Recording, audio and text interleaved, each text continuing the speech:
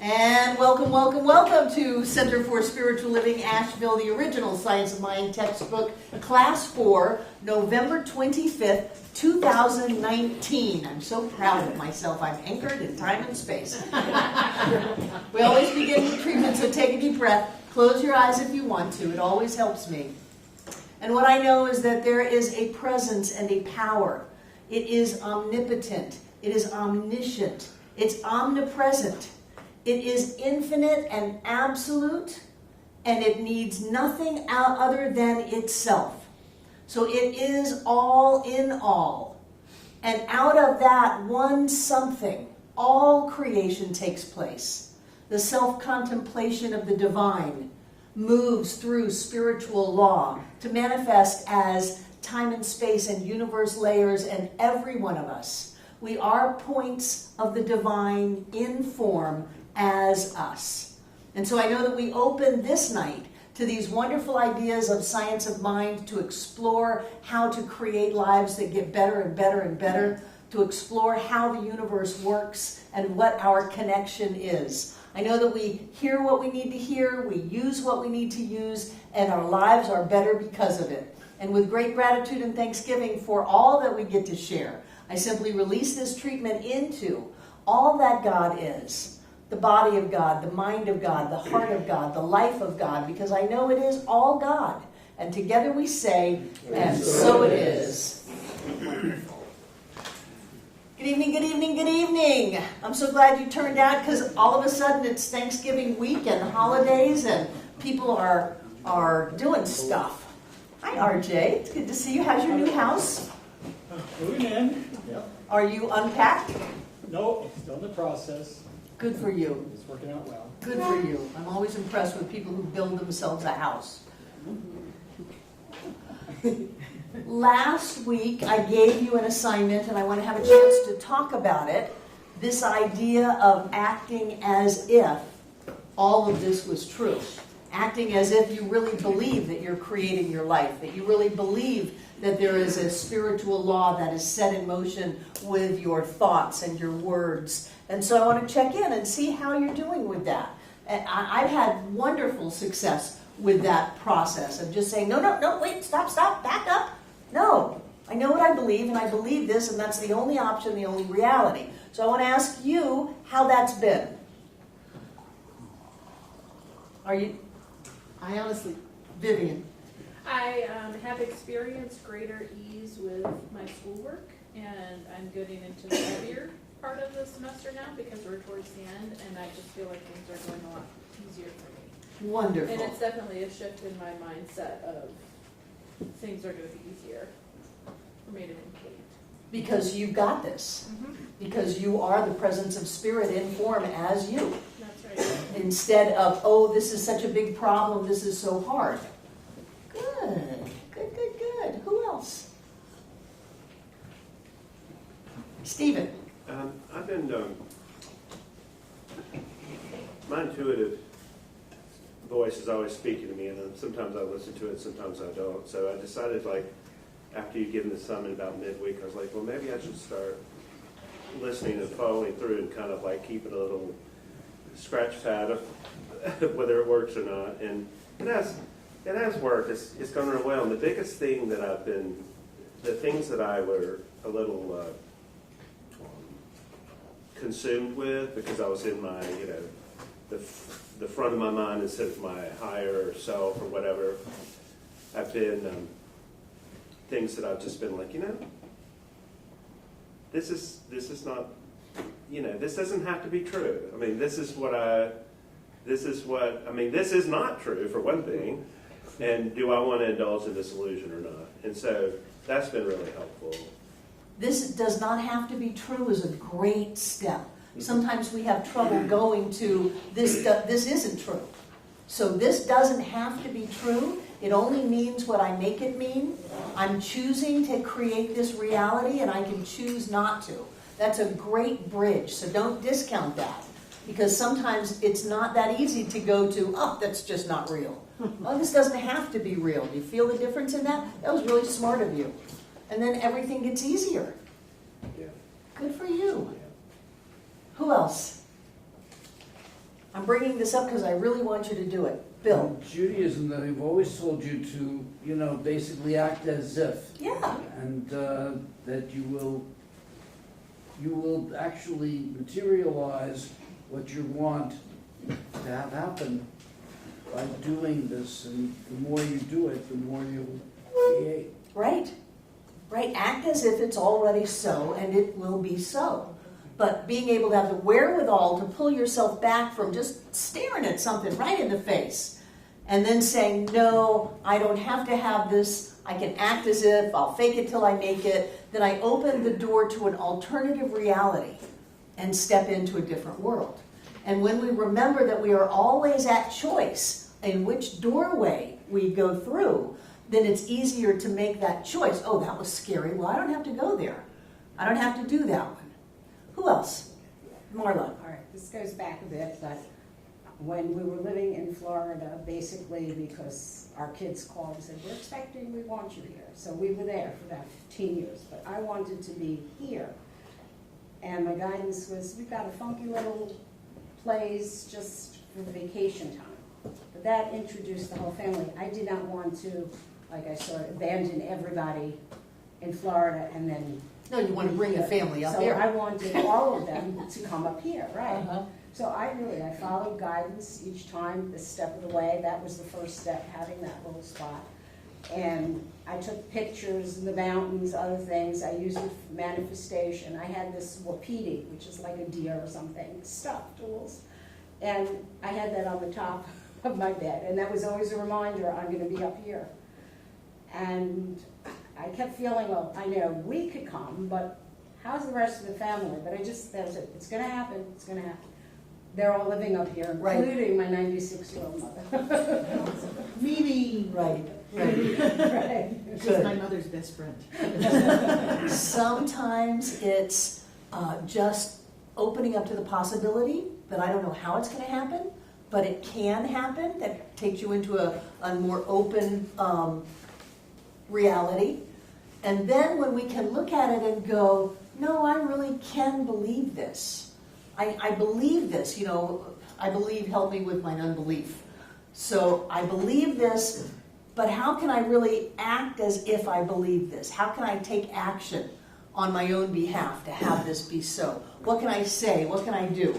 How can I bring this other reality back? And sometimes, you get scary things, and so you've got all these emotions involved, and there's a bit of self-discipline to pull yourself back from that reality and to choose a different one. But the more that you do that, the better things get. Who else did that, even just a little bit this week? Susan. I have the question, what does it feel like for all of it to be me? Which is sort of the same. Mm-hmm. And I just ultra focused on that.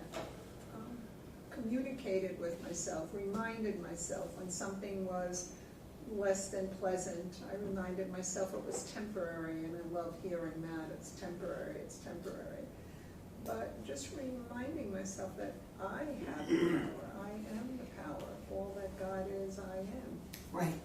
Yeah. Right. Came to pass and not to stay. Yeah. Yeah. Oh, yeah. Yeah. Good. Who else? Susan.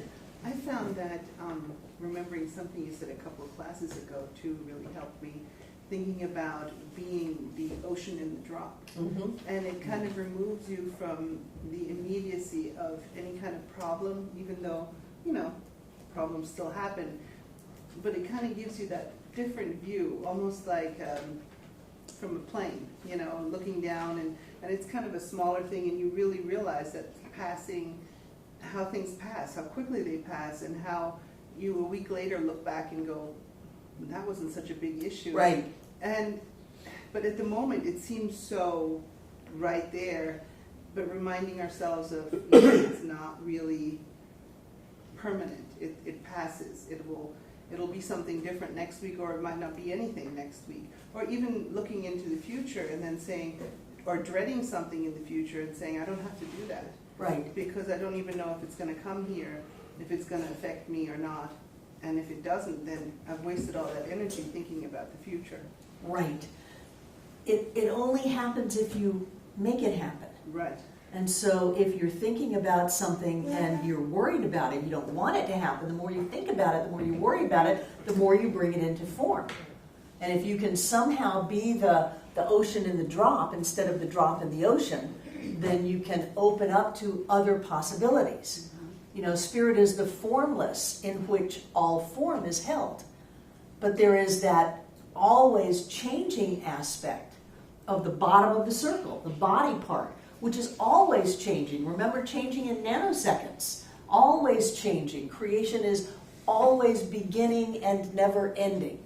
And so if you can start to think, well, this has already changed a trillion times since I took a breath, then why can't it change to something else? If I can pull back my need to Star Wars, tractor beam it in, beam me up, Scotty, that kind of thing. If I can pull back my need to have it through my need to be afraid and realize that I am totally at choice. It doesn't have to be that way. I don't have to have it that way. I can pull my energy back from that, and I can open up to other possibilities, even if I don't know what those are yet. Bill. I always, remember my mother saying, God helps those who help themselves. Mm-hmm. And, you've got to really just put into it. And you can be very lucky, and that's very nice, but it helps your luck along if you put into it what you want. Well, luck doesn't exist. But absolutely, we are the point of creation in our lives. And if you want to say God helps those, that would be spiritual law will bring forth into form whatever we take action on our own behalf to plant and set in motion in that law. Luck is opportunity and preparation, and it's our job to be prepared so that when the opportunity comes up, we can grab it. Like the Boy Scout. Like the Boy Scouts, yeah. What about you, RJ? Did you have any of that happen when you were moving? Well, I'm actually thinking about work relationships, and sometimes there's several incidents that just seem to be dysfunctional. So I'm saying, I made this happen, taking ownership of it, not saying, well, I'm going to think about a different thing, this is not real, view a different reality. And really, this is the reality. Is it something I brought on? Is this something I introduced? And then by putting my focus on that, maybe rectifying situations. That's a little bit different from what you're saying. Not changing the reality, but saying, this is a reality, I made this happen, I make everything in my life happen, so I'm going to work with this to see what did I do to bring this about, or maybe I was not clear on something I said, or did not give enough information, and rectifying it that way. Good. You're still taking action. You're changing the energy. You're shifting focus. And when you do that, the outer has to shift. The physical form of all of life has to shift and come into alignment with the new energy that we're embracing. So if we say you dirty, rotten, rack, and fratchet, they're going to stay a dirty, rotten, rack, and fratchet. Yes? The easy thing would be to get defensive about something. Oh, it's so easy to get defensive. I made this happen. I brought this about, therefore there's nothing to get defensive about. I wanted this. Consciously or subconsciously, I made this happen. So Right. I'm going to take ownership. Right. Good for you. Because the only way we can change something is if we did it. If something is happening to us, then we can't do anything about it. Good for you. Anybody else? Susan. Something else you said last week, it's a little off the topic, but it's from last week. You said I am living better than kings and queens gone by. Yeah. I love that. Mhm. That kept coming back to me. This is a ruler of a country or a region or a continent, and I'm living better. And I was thinking of particulars, hot water and insulation and vehicles and plumbing. You have more information at your fingertips than Bill Clinton did. Yeah, but And that's not that long ago. no. So that was very empowering, and I really envisioned it and played with it, and it came to me frequently this past week. It's a fun thought. Mhm.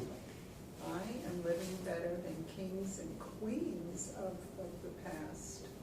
Right. and not so far past. Not so far past. Yeah, that's a great tangible thing for me to hold on to. Right, right. We really are blessed. Yeah. And in this couple of days before Thanksgiving, focusing on those blessings instead of having 99 things that are great and one little thing that didn't quite hit the mark and obsessing on that, focusing on what we are living with in this day and age and in this country is so empowering to me. Because we, what we focus and dwell upon, we bring into our experience, we grow in our lives, but also there is just such great stuff. Even homeless people have got it good. There are shelters that they can go to, there's food that they can eat, they have clothes on their back, there are experiences in this country of even people who are looked at as very poor that are better than some of the middle class people in other countries. Just by the fact that we live in this country, we have got it going on. And for those of us who have mastered the art of home ownership and vehicles and getting it together to come to the Science of Mind Center, then we have got blessing after blessing after blessing. And there are some of us who have, millions and millions of dollars, and there are some of us that are, paying our rent and getting food on the table, but every one of us has got so much going on. And I find it very helpful to me to be able to stop and look at the wonderful things that are happening. Alyssa's passing has helped me look around at the people in my life and really appreciate them. Because if any one of you checked out, there would be a hole. And so I take the time now to go, I'm really glad that you're here. I'm glad that you're here. I'm glad that you're here. I'm glad that you're here because we never know when one of us is going to check out. We just don't. So I look at growing gratitude, focusing on that gratitude, and creating more of it in my life. And that's a wonderful process to do. We do it, in circles on Thanksgiving morning, but also to be able to move into this idea that says, I'm going to stop telling my God about my big problems. And I'm going to start telling my problems about my big God. I'm going to stop focusing on what's wrong as if it's the end-all, be-all, and I'm going to remember that I am the point of creation in my life, that I set spiritual law in motion, that I have the entire universe operating through me, and I don't have to go down this road, I can go down another road.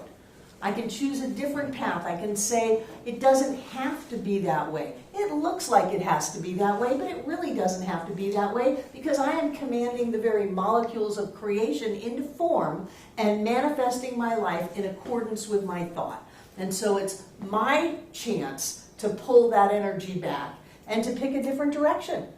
If I'm stuck in traffic, I can be stuck in traffic. I can pull off into a parking lot. I can change my attitude. I can turn around. I have all kinds of choices in my life. I'm not stuck. I'm never stuck. And if I'm in some kind of an experience in my life, I can go down that path if I want to, but if there's any fear involved, if there's any anxiety involved, if there's any worry involved, then it's best for me to stop. I like to just stop and take a breath. Instead of stop and take a breath and look around and go, well, you're creating your reality. What do you want to create? Oh, I can't. I'm helpless. I'm hopeless. No, you're not. You are all that God is in form as you. And we can choose which reality to slide into. And we can choose which reality to run from and slam the door. And that is always our choice every second. And what this exercise gives us is a reminder that we really can believe what we're learning. A lot of people take Science of Mind classes and they never actually incorporate it in their lives. That's why Ernest said, I would rather have one person who really practices this teaching than 100 people who teach it. Elizabeth. This is sort of simple, but I came in the other day. You know how you have an smoke alarm and it goes beep, beep. Well, that just drives me crazy, and I can't. That means it needs a new battery. Well, we thought it did. So she's my ladder climber, so she climbs up there and she takes the battery out.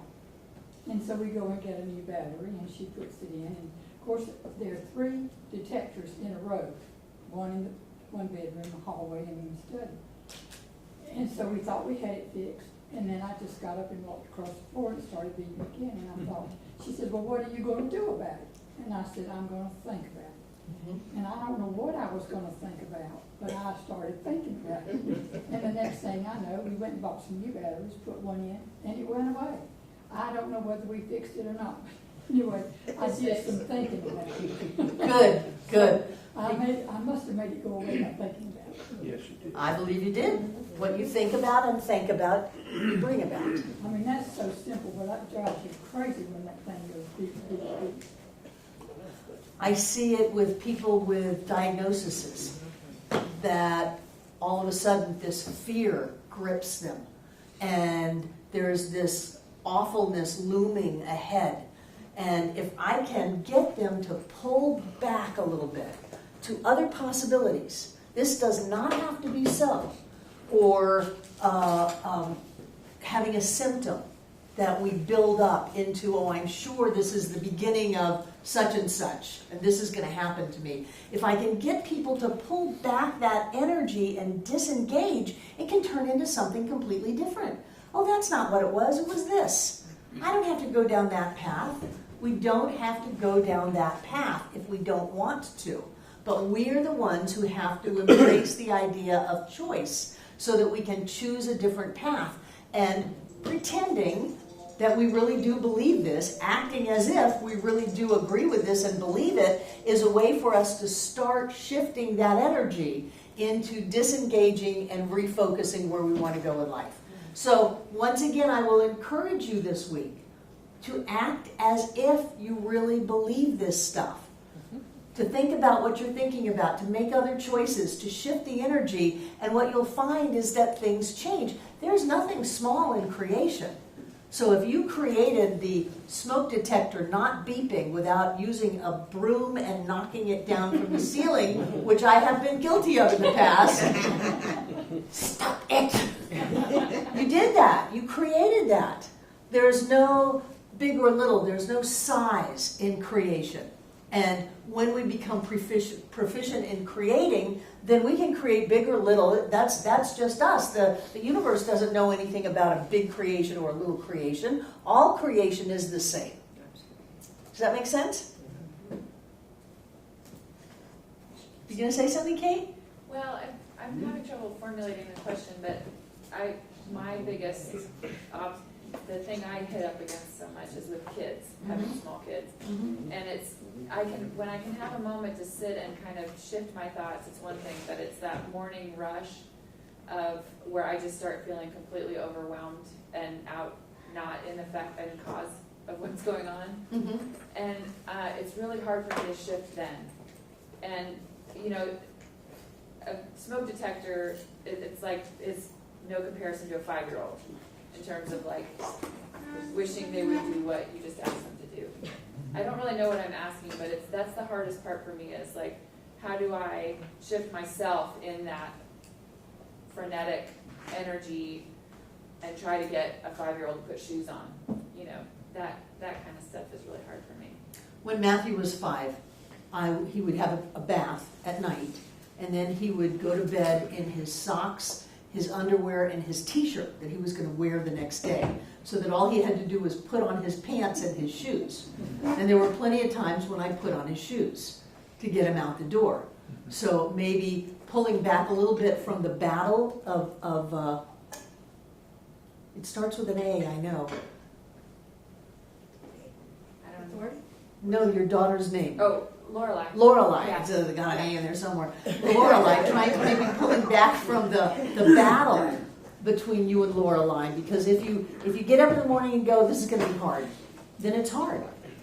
You know, if you look at her as someone who's not going to do what you want her to do, then you're teaching her not to do what you want her to do. And if you think 5 is bad, wait until you get to 12 or 15. That's what I'm I wanted her scared to of. come home by 10, and she's out till 1. So you're going to want to look at what door you're walking down. If you get up in the morning and you get your dukes up, you know, and go into combat with her, and just think about how could it be different. She doesn't have to sit down and eat. I fed Matthew granola bars and a juice box for years.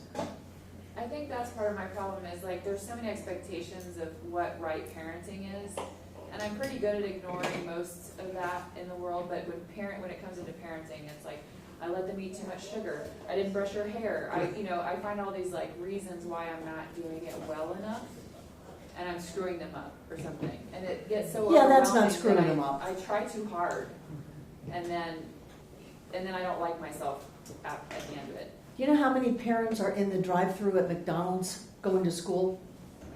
Yeah. That's okay. You're not screwing your kids up. Seeing them as someone who you don't get along with is destructive. But how much sugar they eat, what they eat, whether or not they go into school with their shoes on or whether you've tied them to the backpack, whatever that is, that's going to be okay. Sooner or later, she'll figure out that she wants to do certain things, like eat and have shoes on, that kind of thing. But I don't know, can't you just send them to school in their pajamas still? Yeah, I probably could. Yeah. She might like it. I just want peaceful mornings, I guess, but that comes from me So- before anyone else. So stop fighting with them. This is your choice. I think you're a great mom. I've seen your kids. You take them on sailboats. Holy smokes. Susan. Who was that child who came here without shoes forever? Trinity. Trinity. Trinity did not wear shoes, period, for years. Any season, any weather condition, just She didn't was wear shoes. barefoot. Yes, not even socks. Well, she went to our school, so she could get away with not wearing shoes. But other places, she didn't wear shoes. She did not. And she's a well-dressed, well-adjusted young woman now. And she wears shoes. She's ready to. She's ready to wear she's shoes. 14 now. Yeah. She's 14 now. She's 14. She's working at a restaurant out on Leicester Highway. She's dating. She's doing good. Yeah. Your kids are going to be okay because you love them. Don't pressure yourself to be what you think other people think you should be. It's not worth it. Jeans, shoes, juice box, granola bar, you're on your own now. Go to school. Stephen. If you think that feeding your kids too much sugar is a bad thing, I just read an article that your brain doesn't work unless it has sugar. Right, your brain operates on Sugar. Yeah, the loses. Sucralose, fructose, all of that, glucose. Yeah, so you may be making them smarter. Yeah, think of it that way. How about Dutch? Does he get up and go to school? He's like the slow one. He'll do it. It just takes 5 times longer than. So you're waking him up at like 4? That's the thing. Wake him up at 4. You set your alarm for whatever you get up. Jill. An idea would be to engage them in their own process, like the night before. What do you want to wear? The weather says it's going to be 40 degrees, so your bathing suit might not be the best thing. You just let them learn. I'm lucky because they wear uniforms, so we at least have that going for us. But I think that what we do is we act out our own self-doubt with our kids. I think that's it. And so if I were you, I would start giving myself a pat on my back.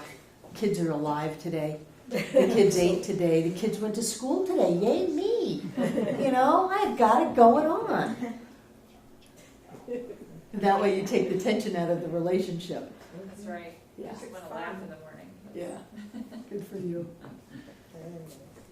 Anything else? So what you've just finished reading, if my records are correct, is the recapitulation of Lesson 1. Yeah. So we're going to just do a little recap of Lesson 1 to make sure we're all clear. Lesson 1 has a lot of circles in it.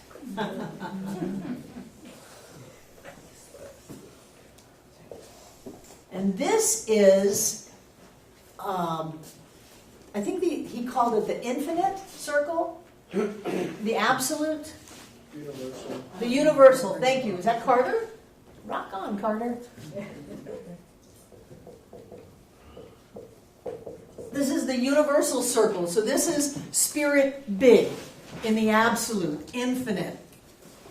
And what we have here is spirit, law, and body. And in this idea of spirit, you've got the changeless,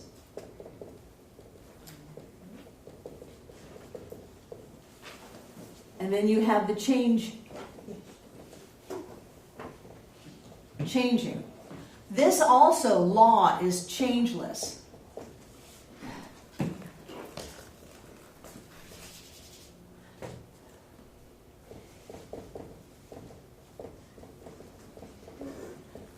How can law be changeless when law is being impressed with this idea of spirit and bringing it forth into form? How is it that law is changeless? Isn't law changing? Tiana. It always obeys. It doesn't just decide not to. The law always obeys. It always obeys spirit. So even if it's obeying by taking different actions, because there's got to be some motion in law. There's got to be a movement in consciousness in law. It's never saying, this is my day off, I'm not going to create in physical form today, or I'm going to choose to do something other than what has been given me. And the important thing about this is that the law cannot tell you no. It is so great. This teaching is so empowering. The law cannot tell you no. It cannot decide what you will or will not have. Everything in your life is a result of spirit setting law in motion. Now, we can change forms all the time because all the forms are changing over and over and over again. But this is always obeying what is given it. And this will always be a demonstration of what the law has done. So if you've got it going on in your life, then that is a result of something that sets spiritual law in motion. It's called unformed substance. It's plastic. It's malleable. It is that which brings forth. And the law is always going to be bringing forth. The law is always going to be operated upon. It never operates by itself. And that's important because once you set spiritual law in motion, something's going to happen. Whether it's a plus or whether it's a minus. If it's something that you want to happen, great. If it's something that you don't want to happen, it's going to manifest in your life unless what? Unless you change your thought, unless you change the cause. If you change the cause, the effect must change. That's why we practice shifting gears about which universal door do we want to walk through today. That it's a happy day or life is just out to screw me day. Which one do we want to go through? Because that will demonstrate whether it's a conscious thought, a subconscious thought, a subjective thought. Nothing is ever unconscious. No matter what it is, those thoughts will manifest. And we are, even though we're moving into the individual circle in lesson 2,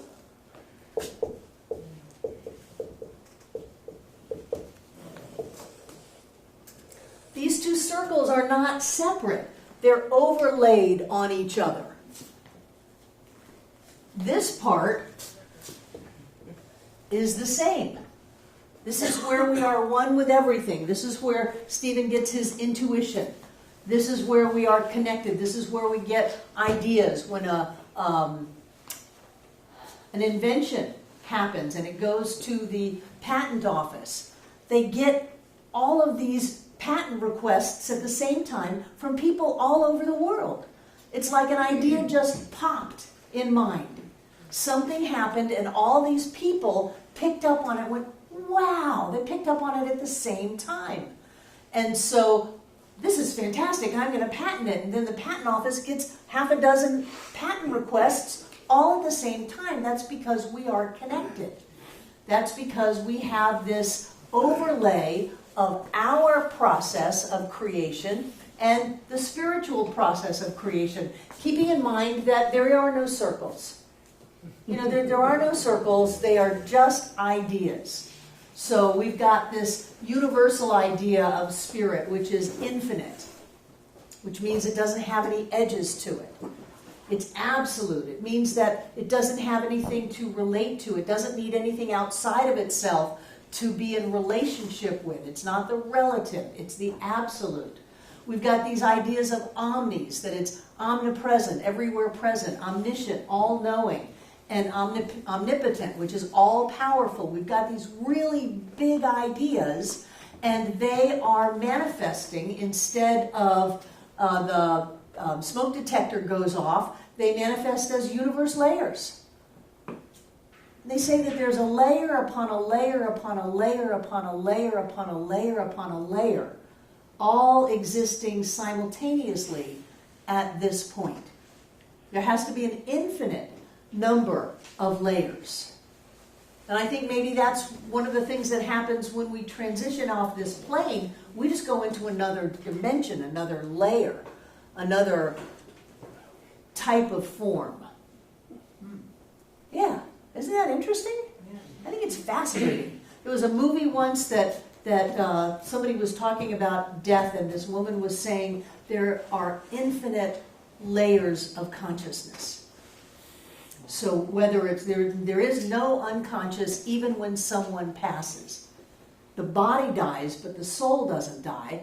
So there is an infinite number of layers of consciousness. And for me, if there's an infinite number of layers, it helps me disengage from the one I don't want, where the people are being nasty to me, and move into the one I want, which is where everybody's having a good time and getting along and everything falls into place. That's what I want to do. I want to pull myself out of that other layer and put myself into the one where everything is working. But to do that, we've got to look around and go, what is the nature of reality? What are our ideas about whatever God is? They say there's no atheist in the foxhole. The problem with that is that most people in the foxhole are praying to an outside God and saying, somebody come and help me. So what is it that we're still holding on to in these ideas of an anthropomorphic being sitting up on a cloud that has blessings on the one hand and curses in the other, and some kind of a divine plan for us, and tests all at the same time? And if we fail the tests, we're screwed. What do we have still lurking inside of us that say, oh, things could be good, but no, they can just be taken away from me. Somebody else can affect me. My kids can wake up on the wrong side of the bed and ruin my day. That's all an outside God. That's all this idea that something can happen to us instead of we are happening to life. And so when we look at these really big ideas, it's hard to wrap our heads around it, I know. I don't really know what the word infinite means. I can describe it. I have a wonderful intellectual understanding of it, that you can't have anything outside of an infinite, because if you have something outside of the infinite, then there's the infinite and something else, and it's no longer an infinite. And that science has told us that in order for a unified field theory to exist, same as Thomas Troward, it must exist in its totality at every point simultaneously. That means the entire infinite is present at the point of view. That sounds lovely. And I still look around and go, what does that mean? How can I be all that there is?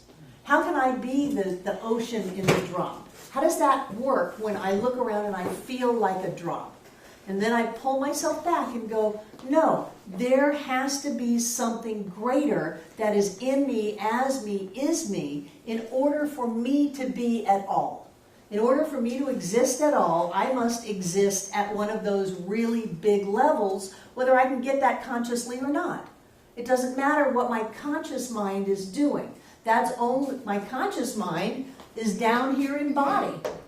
I change my mind all the time, change what I think about all the time. That's my conscious mind. There is that part of me that knows, and it knows that I know. And so I reach out to that and grab hold of it. But for something to exist in this thing called life, in this space-time continuum and beyond, then it's got to exist in a really big way. And sometimes that's enough for me. Something's going on and it's really big. I can throw words on it, but what I want to feel into is the bigness of it all. And in that, I know that if the sun can come up every day, I can manifest what I want in life. I know that if love is, then I can have relationships that are filled full to overflowing. I know that if the pictures of outer space are so huge that surely there's enough money for me to have what I want in life. I can know that. And as I know that, I impress the same spiritual law on the relative level that is creating the nebulas and the universes and this entire idea of life. It's creating that. It's the same law. So I want to think really, really big. And I want to challenge my idea that says anyone or anything can in any way, shape, or form affect me. I am only affected by my thoughts. I'm only affected by what I believe, by the way I feel about things. And that I command all of the power of creation at the point of me. So use it. So open up to it. So set spiritual law in motion over and over and over and over again. And don't get discouraged if the red Corvette isn't on top of the coffee table in the living room when you open your eyes. Don't go there. Know that that's the truth. Play with it. Push yourself. Because these ideas are really big. The idea of the absolute. It's only one. Because there's nothing to be in relationship with. We experience the level of the relative in our own lives because it looks like we're separate, like I can be in relationship with you. I'm here, you're there. That's all down in change. It's all down in change. We are using the same spiritual law that has been used to manifest everything and beyond, whatever is beyond the idea of thing. We use it every time we think, every time we speak, every time we focus on something and call it forth into form. And as we start getting the power that is within us, then we can start directing this same spiritual law on the level of the individual, on the level of the relative. Because that's where we work. But I don't know of anybody who can do a good job working at the level of the relative without first embracing the absolute. We've got to go big picture. We've got to go big, filled, full to overflowing beyond our wildest dreams, pushing on the synapses in our brain to think bigger and bigger thoughts. And even then, we're not scratching the surface. And whatever spirit is, spirit in the absolute, infinite, must be present in every problem that we have, in every circumstance that we have, in every person that we know. It's got to be present in everybody, and it's got to be present in us. Second step of treatment. First step is recognition, recognizing that spirit is all that there is. Second step is identification. That is what I am. That, embraced, will do more than any amount of psychotherapy will do. To be able to get that the presence of God itself is what I am, and that I speak my word, I think my thought, I pick a new idea, and I command that law the same way that the sun comes up to manifest in my life. We start doing that. We start overting it. We start jumping on it right away instead of waiting until everything's fallen apart. And I guess I'll go call a practitioner. We start taking charge of our life, and we get to have miracles happen. We get to have miracles happen because all we're doing is choosing which door we go through. And we start going down a road that looks like it's not going to be a happy day, and we go, oh, no, no, no, no, no. I am made out of joy itself. I demand a happy day. I know a happy day. I embrace a happy day. I open to a happy day. I claim a happy day.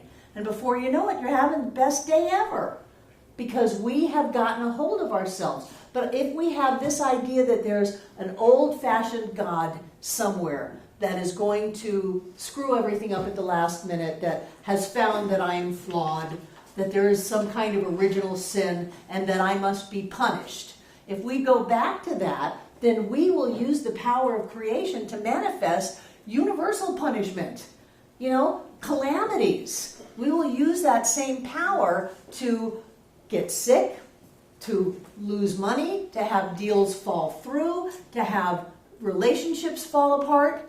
It's the same power, and we are still doing it. So when we can start looking at this idea, this is why he started off in lesson 1 with this. We start looking at it, reevaluating what spirit is. What is going on in the universe anyway? What is going on in life? What is happening here? I mean, how many times have you asked yourself that? What is going on? And we start looking at how life must be structured and organized.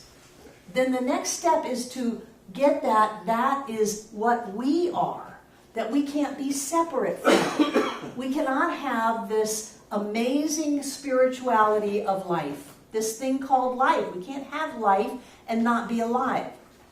We can't have spirit and not be spiritual. We can't have power and not be powerful. You can't cut it up, because in order for the universal circle to exist, it must exist in its totality at every point. And that means in us. But the illusion, the Maya, is that the bottom of the circle flashes in and out of form. And it always changes. It is always beginning to change, never ending change. So you can have a new beginning, you can have a new change, and a new change, and a new change, and a new change, but you can never have change stop. I mean, even if the world were to explode, so what? It's one planet. The life would go on. We would still have the same process of life. We would still have that point of power within us. We would be doing our dance on other universal layers, other dimensions. So we want to get clear about this idea of God on the big scale, the grand scale, so that if we have an issue, we're not running and telling our God about our big problems. We're telling our problems about our big God. We've got to have a big God for that to work. I mean, it's clever. I'll grant me that, but we've got to have a sense of a spiritual power, of a reality, of an awareness that is big, really big, before we take it in here. That's why the first step of treatment is recognizing that spirit is all that there is. You don't jump into, I have all the power of the universe and I choose to have that, boom. You move into first this idea that says there is an infinite presence of light and love. It is creative. It is movement. It is joy. It is the unfoldment of consciousness of all that is. There is something really, really big going on. And then you can take that and say, and that is what I am. Even if I don't know it, I'm going to tell myself that anyway. Even if I haven't mastered that, I'm going to act as if I have. I'm going to hold my hands up. I'm going to call forth into form through the power and the presence of God in me as me now. I'm going to use that. And as we start giving voice to that, as we start speaking it into form, as we start telling our friends about it, instead of, oh, this terrible thing's happened to me, it's like, watch me manifest this into lemonade. Watch this shift. I don't care how solid it looks. I don't care what someone else has told me about it. They've taken a picture of it, written it down on a piece of paper. I don't care. Watch me change this. Because we are relying from an individual level on this big picture. And so we want to get familiar with it. We want to have the words go off our tongue easily. We want to be able to have a sense, an idea of what is it when I'm looking at universal. And Ernest used universal before they knew that there was something bigger than universal. Well, there are edges to the universe. Well, yet the universe is actually expanding because all of the light readings come back redshifted, which means the light is moving away. But there are other types of ideas that go beyond the universe. The universe is still a physical form, and that puts it into body. We want to move into the spiritual reality of consciousness, the formless that contains all form. So the formless that holds the universe is still down in body. But he didn't know that. So he used words like universal as if it was the biggest thing he could come up with. Really what it is an absolute consciousness of self-knowingness. And that is what spirit is. And then you tune into yourself. Well, my goodness, that's big, absolute consciousness of self-knowingness. How is that me? Am I an absolute consciousness of self-knowingness? Yes. Yes. Do we manifest that in physical form? No. We manifest form, we manifest body, we manifest the changing. But the changing has to come from the changeless. And the changeless connects us with all that is. Whether it's in time and space, whether it's beyond time and space, there are only so many words we can use to try to get as big as we can get. And so we want to check ourselves out and say, do I still have a belief that I need to be saved? Do I still have a belief that something can hurt me? Do I still have a belief that something can take something from me? Do I still have a belief that there is some kind of an outside power that knows more than I do? And Ernest bought right into that when he was saying there's a power for good in the universe and you can use it. There's not a power for good in the universe. There is power. And it's not that you can use it, you do use it. There is power and you use power. You are connected with all that is. But he was using language 100 years ago. You might have found some of the writings in your readings a little archaic. Don't worry about those. Skip over them. It's 100 years ago. But what he was on to is that there is something. And he was gleaning things, a lot of stuff from Hinduism, either through Troward, who was an Indian judge in the Punjab, and he was very involved in learning and understanding Hinduism, or from his later readings, he was a big fan of Sri Aurobindo on The Life Divine, which is like a huge book. But he was gleaning these ideas, and in Hinduism, they've got this greater connection and spirituality and, being one with all that is, but they didn't take it and put it into physical action. They were not using it to manifest things like food, like taking care of your kids, like living a better life. And a lot of that stuff came in through the New Testament, where Jesus came in and said, I've come that you might have life and have life more abundantly. That if you believe it to be so, it'll be so. Take the coin out of the fish's mouth, calm the sea, heal the sick, make the blind to see. All of that stuff came in, and Ernest was a great synthesizer of ideas. And he wove them together to where we don't just have the absolute, which is very much Hinduism.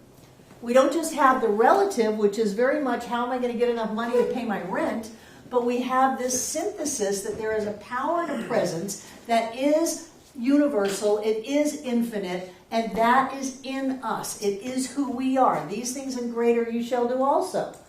If that wasn't a challenge for people, I don't know what is, and it just kind of flew by the wayside. Come on, let's go find fish and pull out gold coins. Let's go tell people to pick up their bed and walk. Let's go do really cool things, because it's inside of us. But we have to practice that and practice that and practice that. And just continuing with my Jesus theme, because we are coming into Christmas.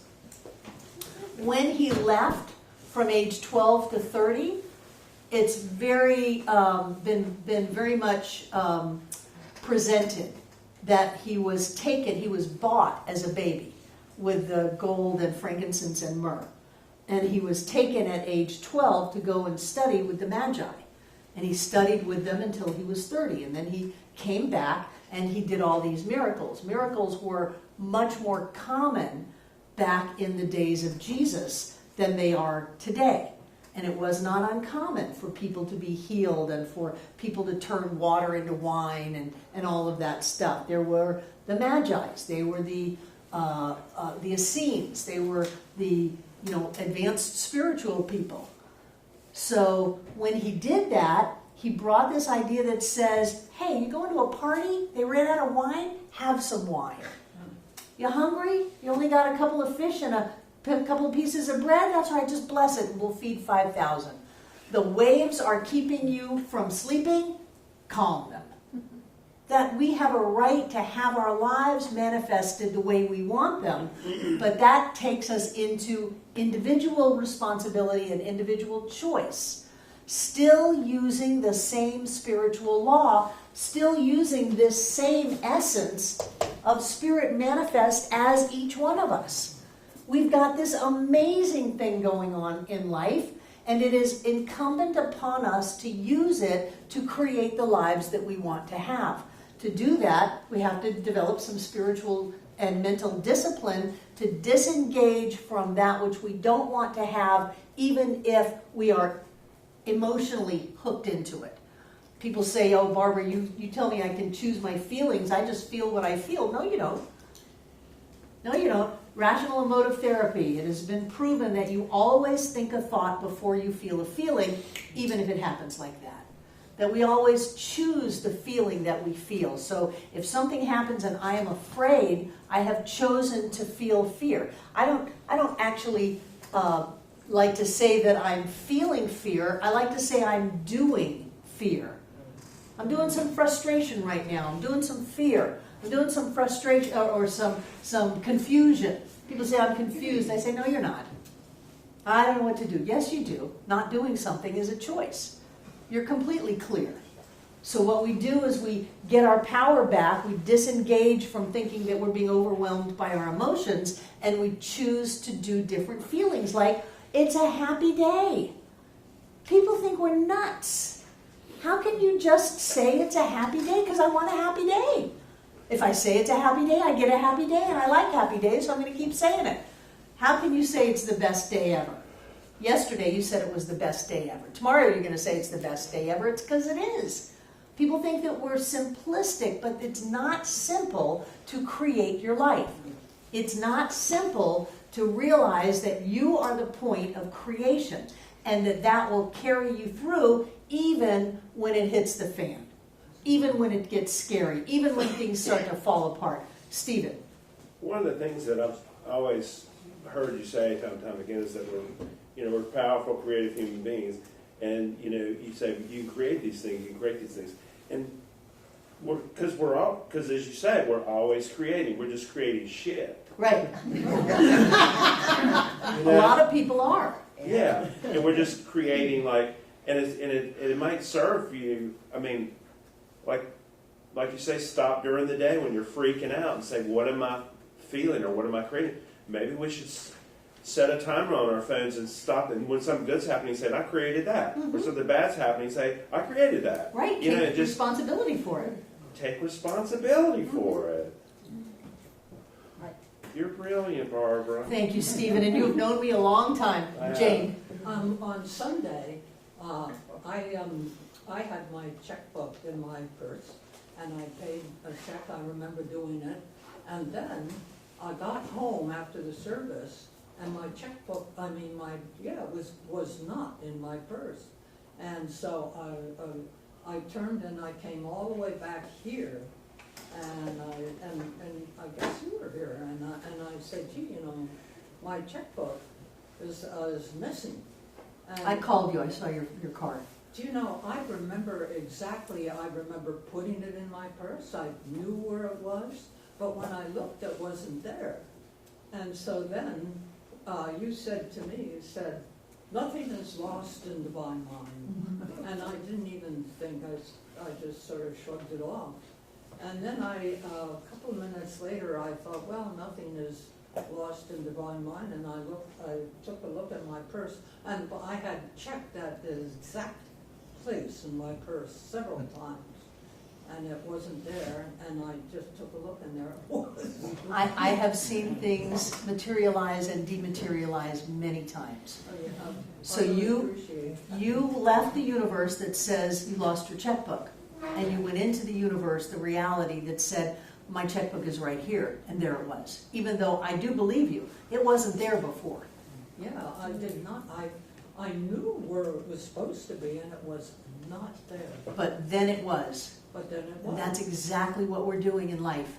We're picking and choosing what we are experiencing. When I go into a store, I don't ask someone if they have something. I see it on the shelf, and I walk to the shelf and I get it. if I'm going to ask someone, do you have such and such? They may say no. And then I'm left with the belief that they don't have it. So I don't want to talk to anybody. No, I don't want your help. I know exactly what I'm creating. I'm putting it on the shelf so that I can go to the shelf and get it. And then I always have it. Yeah. Who had their hand up? April. I did. I was just going to say that one of the things I've done is create a demonstration journal of all of the things that I've demonstrated in my life, all the good things and all the things that I didn't think were so good at the time. Did you say a demonstration journal? Journal.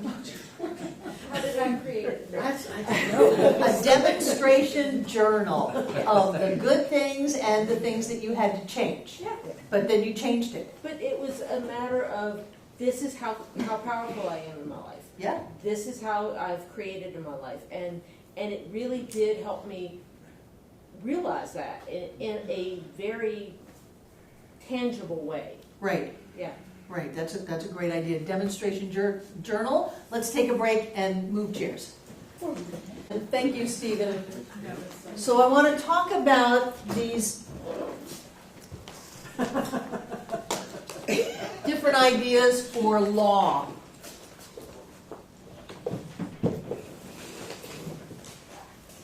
We have the law of mental equivalence.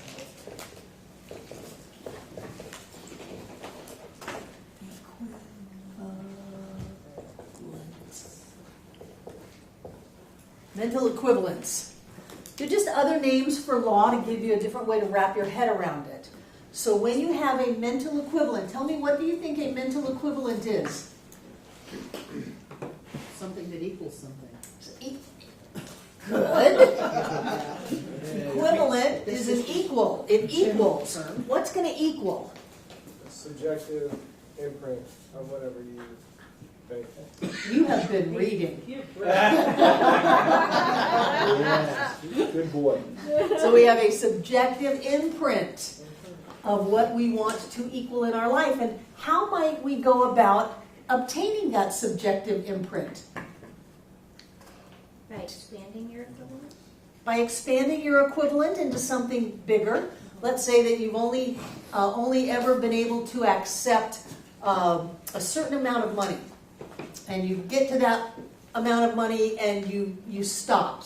You get fired, you lose it, the deal goes through, whatever, but you find yourself being stopped by you at that level. You're going to want to make bigger your equivalent so that it equals something bigger.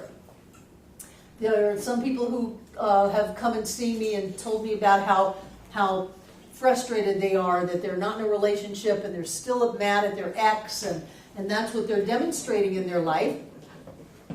So I get them to start imagining what it is like to be loved. What is it like to be loved and honored and supported by someone? What is it like to be held in someone's arms? What is it like to be safe? Those kinds of things, and expand their idea of what it is they want to get out of life. Because if we just keep thinking the same old thought, we're going to keep getting the same old thing. One of the things that I did early on in my studying of this teaching was to go into very expensive clothing shops. I was living in Fort Lauderdale, and I would go into the Galleria Mall, which at that time was the swanky place, and I would go into the little private small boutique shops where they had things I had never known existed, like hand crocheted tops. Crochet, it's not fabric, it's crocheted, like silk, crocheted into tops made out of ribbons that were tied together. You know, things that I had never knew existed. And I would go in there and I would try them on and I would feel them and I would touch them and see myself with them on, anchor that in my consciousness, and I would expand my consciousness. I wasn't in a position at that time where I had anywhere close to the $300 or $400 for one top that they went for back in the 70s. But I would see what it looked like. I would touch it. I would feel it. I would imagine life as having that. And so I would expand.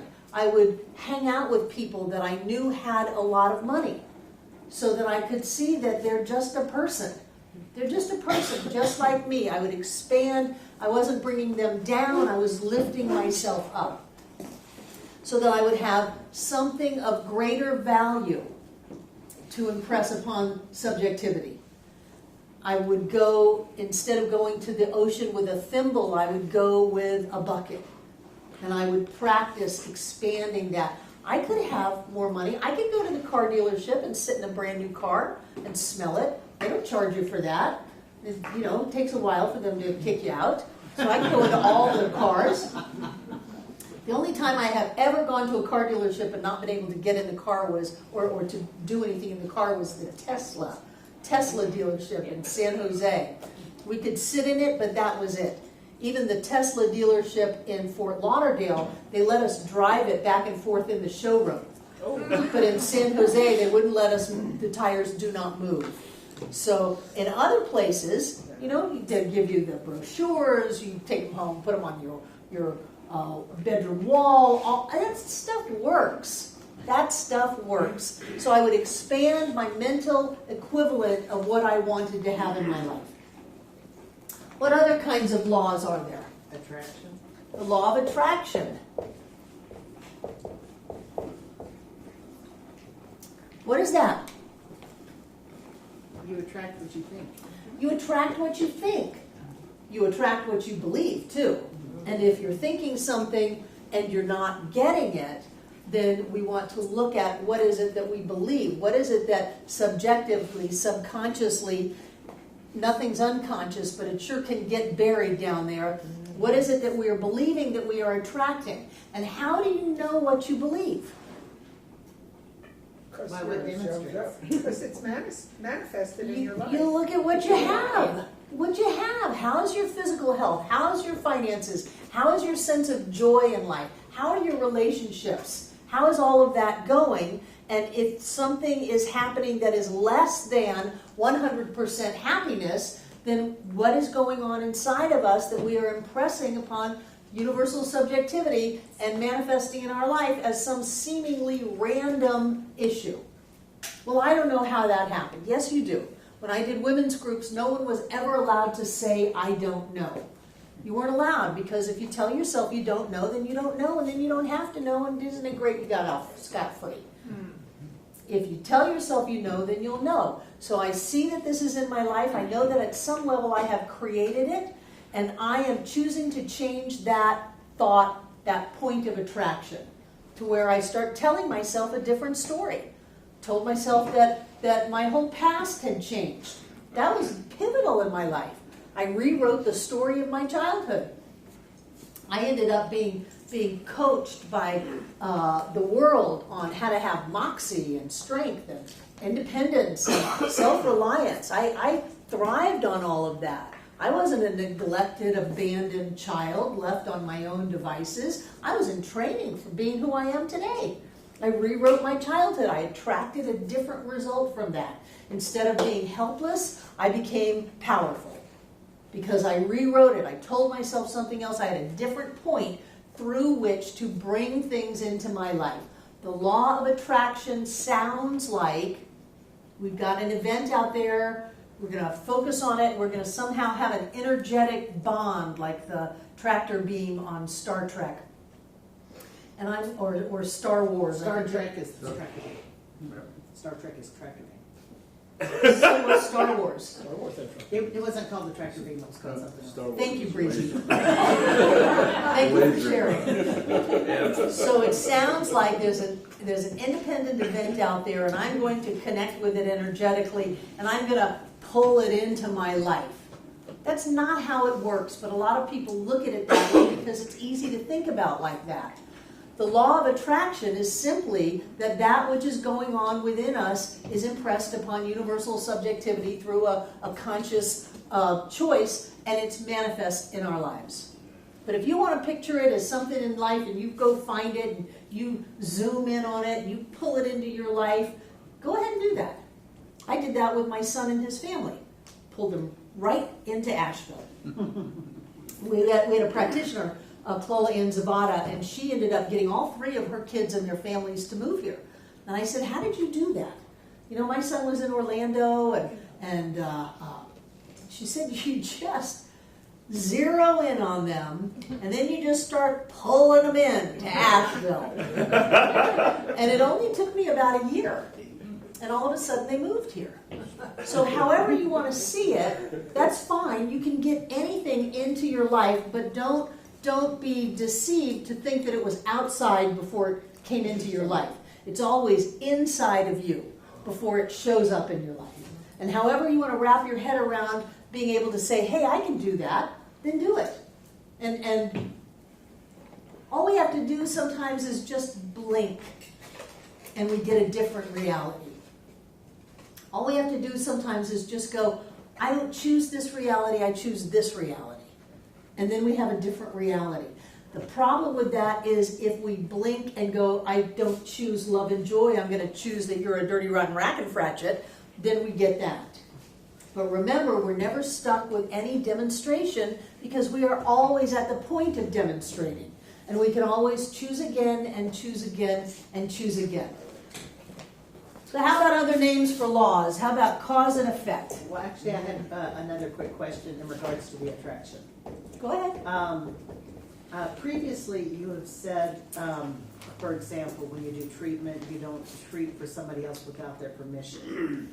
How is trying to draw like your family here without them? Oh, I set all that aside with mother-child relationships. And I have had conversations with my son many years ago where he says, you can treat for me for anything. Okay. If you feel like you want to do spiritual mind treatment for me or my family, you just have carte blanche permission. And I think that they are much better off up here than they would have been in Orlando. And even if I'm pulling them in, if they don't want to come, they can't come. It's like trying to make someone not die. If they're going to go, they're going to go. You can't stop them. And if they're not going to go, a truck can run over them. Or in Lynn Villa's case, a Land Rover run over her head, and she's pretty fine. Yeah, she's fine. Yeah, she's fine.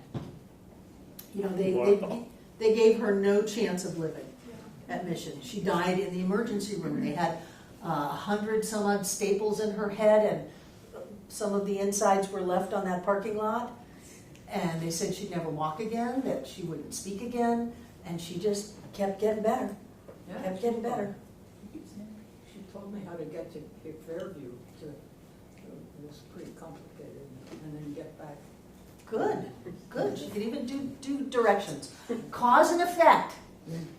Everything in your physical experience is what? It's an effect. It's an effect. If you can see it, if it's in the world of form, it is an effect. Even your personality is an effect. Your mood, your state is an effect. That's why John doesn't like to treat that someone's joyous or peaceful or something like that, because that's treating at the level of effect. Everything in your experience is an effect, and in order to change the effect, or in order to have an effect, you must first have what? Cause. You have to have a cause. And people do so want to look at the world of effect and try to micromanage that.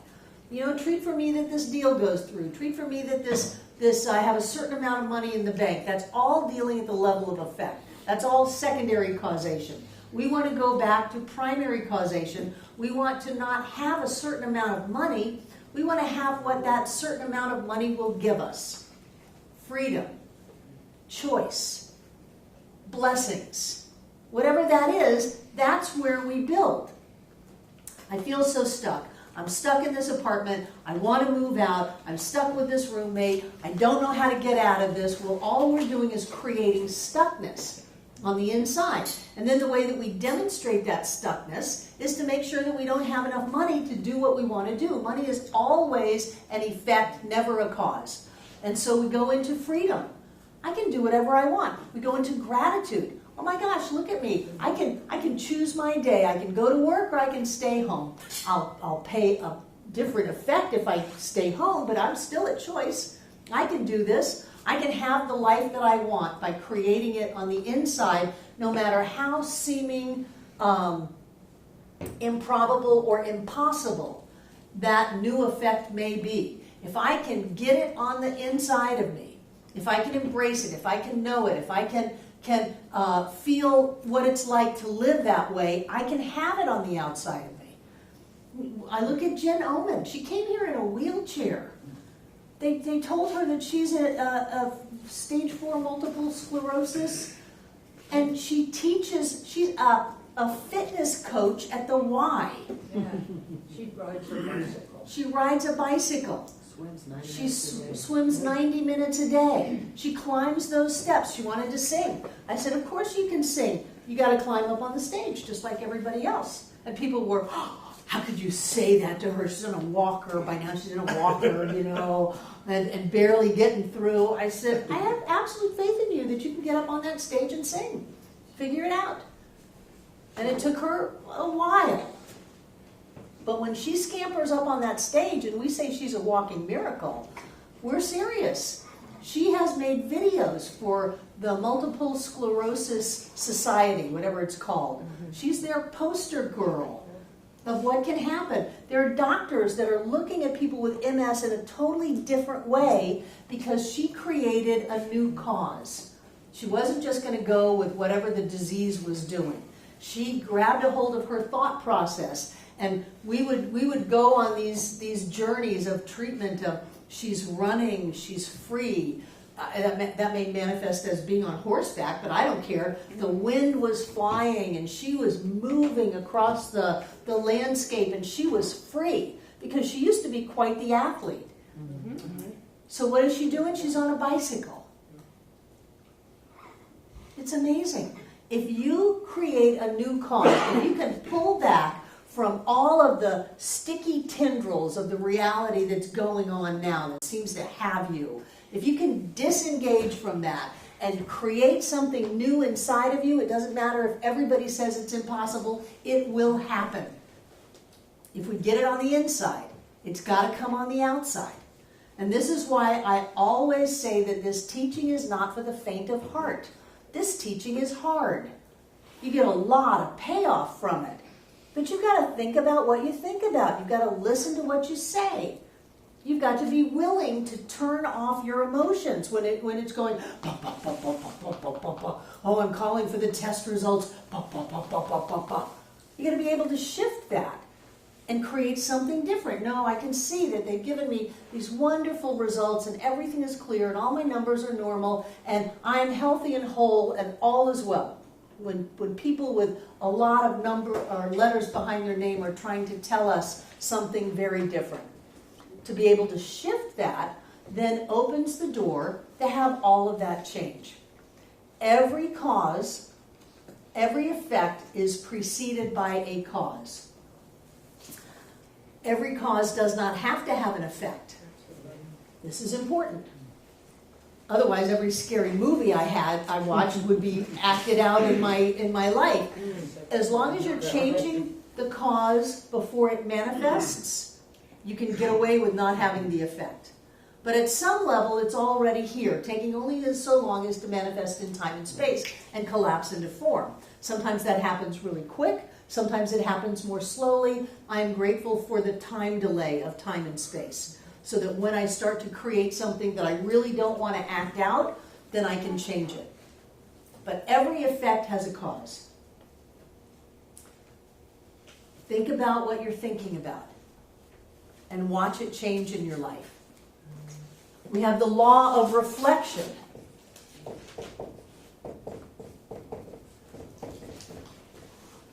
It's all different words for law, just a different way to think about it. What do you think that is? What you see is what you get.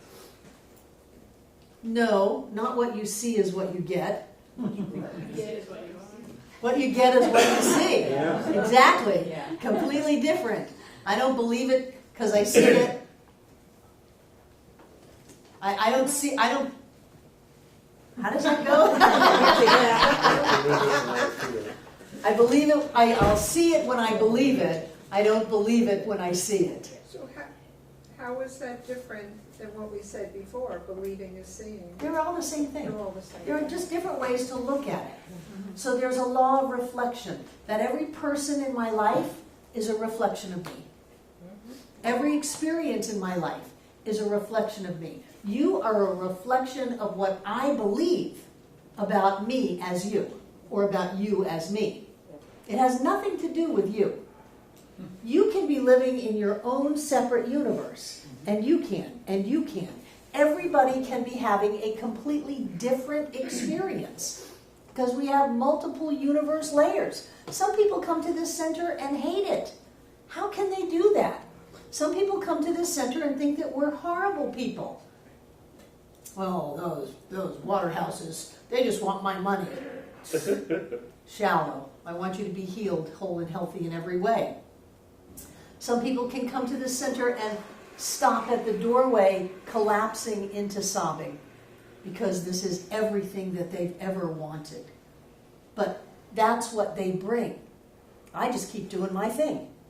And people come to the doorway and they get themselves. It is the law of reflection. Every person in your life is reflecting the beliefs that you hold about yourself. So if you live in a world of people that are mean, well, that's all coming from inside. If you live in a world where people are kind and generous and supportive, that's because you brought that. Breezy. Well, you passed by it and I totally forgot. Okay. So when we look at the world, if we want to change what's in the mirror, what do? Do we get mad at the mirror? Do we break the mirror? Do we yell at the mirror? You change your thinking No, we about ask what you the see mirror. in there. Yourself. What, Stephen?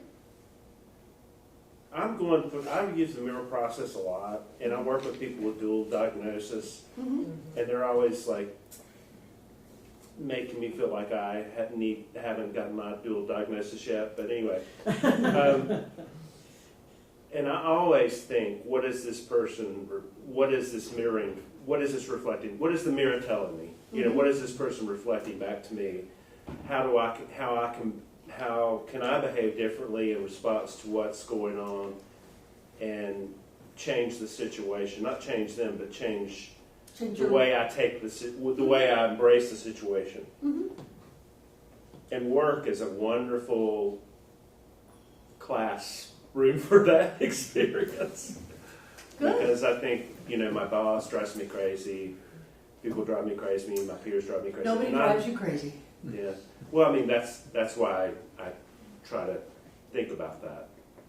I try to think about, they're not driving me crazy. What are they mirroring for me? Right. What am I thinking about them that I'm choosing to go crazy? Right. And what, who of my previous coworkers, why is this coming back again and again for me? Or why is this boss reflecting this again and again for me? And what do I need to do to change about it? And it's usually just my attitude towards the whole thing. I have found that when I create multiple people in my life that I have the same relationship with, the same problem with, that's all about me. Like, if we look, and I'm not done with the law of reflection, but if we look at the center and all of a sudden there's gossip going on in the center, then John and I look at ourselves and go, where is it that we are in some way vibrating at that level of gossip? If we look at the center and there's fear or upset, how is it that we are bringing this into the experience? Because people can have their own experiences and it doesn't affect me, but when I'm affected, I know that I put myself in there. And the only way that you can have change is if you realize that you're the one who is actively participating in the creation of that you no longer want to have. You have to. You take responsibility for it, you clean up your own act, everybody just changes, everything's so good. Everything gets peaceful, everything gets prosperous, everybody's healthy, everybody's happy. I love it when I call people for their treatment requests and they go, I have nothing. I am good. Every area of my life is great. I love that because that's a reflection of me. It's a reflection of who we are as a community. But anytime anything is going on in your life that is less than joy-filled, you put it there, period. Could be somebody down the road that's cutting down a tree or something. You put it there. Same tree cutting, different experience when you change yourself. When I hold something in front of a mirror and I don't like what I'm seeing, what do? Change your thought. Turn away. Change the image. Yeah. If I'm shopping and I put something on because I love to shop and I'm trying it on and I go, oh, that looks terrible. You bad mirror. You bad mirror. You're screwing up my shopping experience. That's ridiculous. The thing to do is to take off what you don't like and put something else on. And so take off the job that you don't like. Take off the attitude that you don't like. Take off the self-judgment that you don't like. Take off the people around you that you don't like. There are all kinds of ways to change. Nobody says you have to be connected with everybody forever because it's all about you. Sometimes, the blessing comes in leaving and saying, okay, I'm finished with that. I'm ready to have better friends. Bye. What other kind of laws might there be? Circulation? The law of circulation. Thank you, Tiana.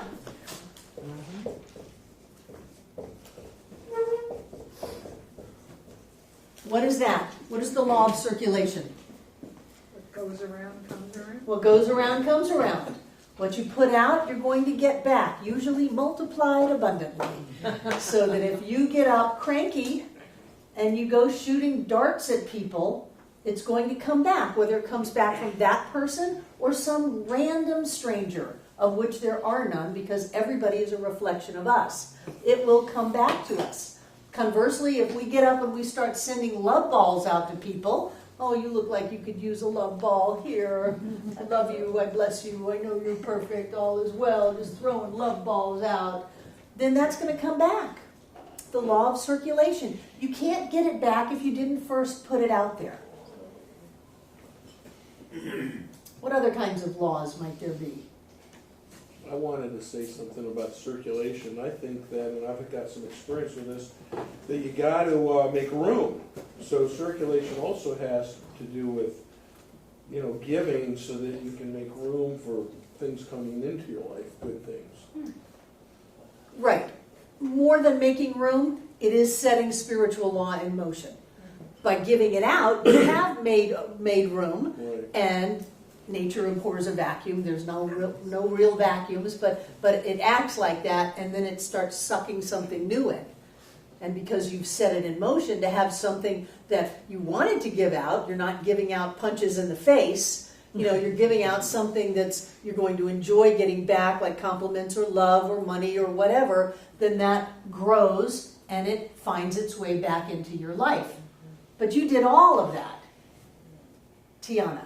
So one of the things that I've been working on circulation in my meditation, and it's like as if I am the ocean or the wave, and so like I bring the water to the shore, and then I go back out with the entire ocean, and then it just kind of circulates that way, but not a circle, but yeah. The wave is never separate from the ocean, Yeah. even when it looks like it's crashing up on shore. Yeah. Sometimes I think that maybe that's how being alive in this incarnation is. We're out in the middle of the ocean and all of a sudden we're a wave and we look out into time and space and then we're back in the ocean. What is your name again? I'm going to start wearing a name tag. Karen. Karen. Yeah, the most typical name in Asheville. I actually just think of that one. I was just wondering about the circulation. What if somebody is, like, let's say somebody's really negative, and you don't want to just like leave a friendship, but is reflection changing the way you're looking at it so that you could almost just look at it with compassion or even humor? Sure. Or something so that you're not really in your mind reflecting negative thinking about them, because that's negative thinking they're doing. Right, their negative thinking is pulling negativity out of you, and you don't want to play that game. Yeah. So you start looking at them with compassion. Well, I remember how long I did that, and I know you've got this. You're going to find your way out of this into a happier world.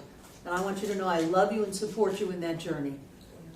And that way you're not saying, I can't stand to listen to you anymore, but you're aligning yourself, and then you're seeing good in them, and that's what you're going to get. Teachers can look at kids and see that this is a great kid, and that kid is a great kid to them. And they go home and the parents look at the kid and say, you're a terrible kid. And they're a terrible kid to them. You can do it with animals too. You can just pull right out of them what you put into them because you put it in there.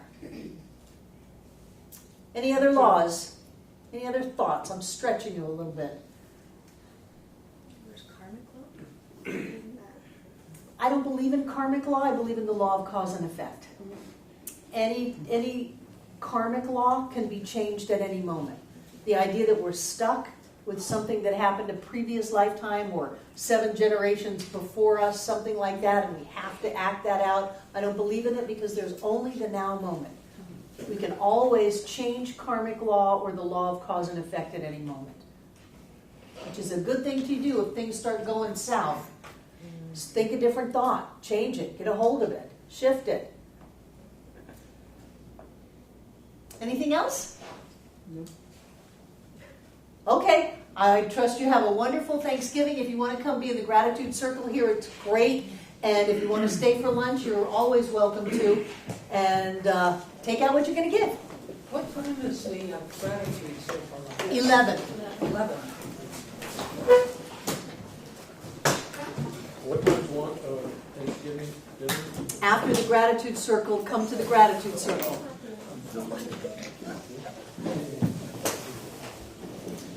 Lunch is not open to people who don't come to the gratitude circle.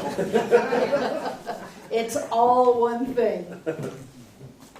And what I know is that God is the source of all supply, that this infinite presence of spirit, as always evolving, always expanding prosperity and abundance, is all that there is.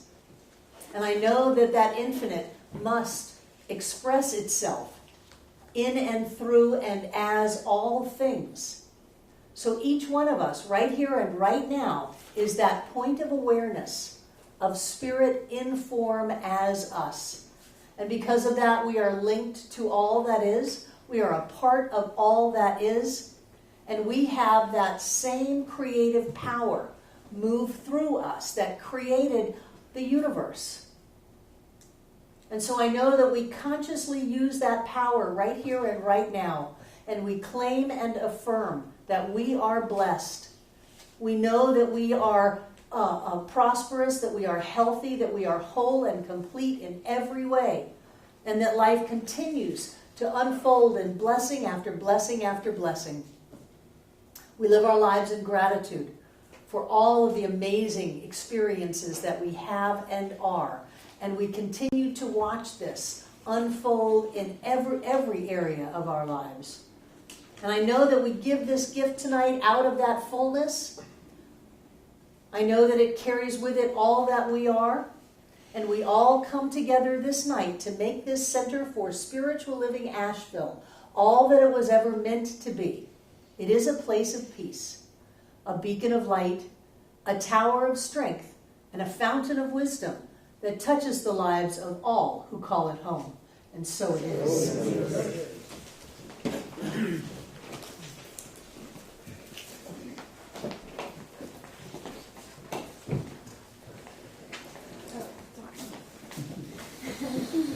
Breathe it in, baby. Richer than all the kings and queens. More powerful than government agencies. More love than Mother Teresa. Breathe it in. This is who we are. We are the pinnacle of evolution of humankind. We are spirit made manifest with our face, our smile, our words, and our deeds. And I know that in that we are blessed. And everything in these baskets is blessed because every time we give anything, that which we are goes with our gift. We are God in form. We are the light of the world. We are the love of all existence. We are the overflowing prosperity in every area of our lives. And we live the blessed life. I see it as golden light pouring forth from each of us, filling up this room from the floor to the ceiling and all between the walls. This air is rich and blessed with God as us. And as Spirit moves in our lives, things happen So right here and right now, each and every one of us is touched. We are blessed, and we are healed. And I know that that energy cannot be locked up no matter how great the room or the people, so it's got to shoot out and go around this planet to touch and to bless and to heal every being who calls this earth home. And then I know that it shoots out into the heavens to continue doing its holy work. I know that energy is always here and always now, blessing every one of us here tonight, everyone who has ever been here, and everyone yet to come. And so it is. Thank you. Have a wonderful Thanksgiving. Love you guys. Hi, I'm Barbara Waterhouse. And I'm John Waterhouse. Thank you for watching this message today. Through our website, cslasheville.org, we have over 1,000 messages, classes, and New Thought books, all to download at no charge to anyone. Producing this incredibly valuable collection of ideas is really making a difference in the world. It's changing lives everywhere. Please go to our website, cslasheville.org, and click the Donate button. You can support this life-changing ministry, and when you do, we'll send you a note of thanks and also put you on our daily prayers. By doing this, you're helping to raise the consciousness of people across the entire globe. We're changing lives together, those lives that are being more prosperous, more healthy, and more joyous. Thank you for being a part of this important work and supporting what we do here at CSL Asheville. Thank you.